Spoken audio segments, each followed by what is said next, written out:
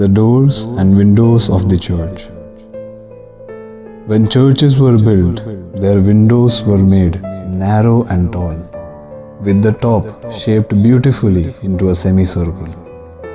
It is also a fact that the posture of two people bowing to each other in respect resembles this shape. We must enter the church for heavenly worship with mutual love and respect, humility and meekness. We must abandon arrogance, rudeness and smartness. We must remember that grace descends on the lowly. The arches in front of the sanctuary or Madhbaha. The front of the sanctuary must be made beautiful with arches. It must be made according to appropriate proportions.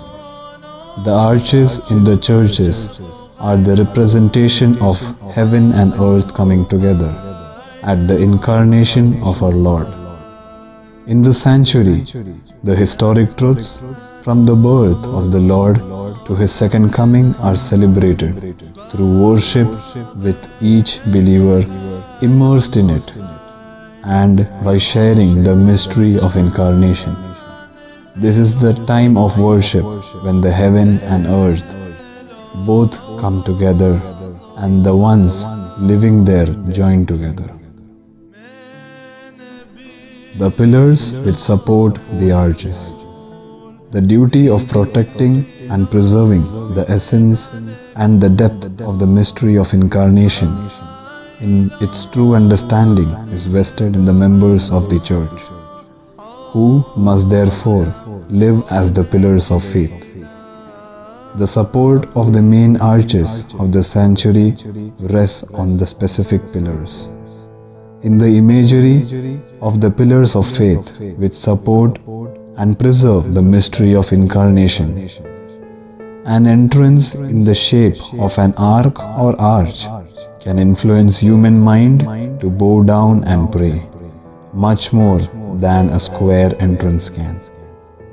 The cylindrical pillars and arches above it increase the majesty of the churches and also influence the human mind.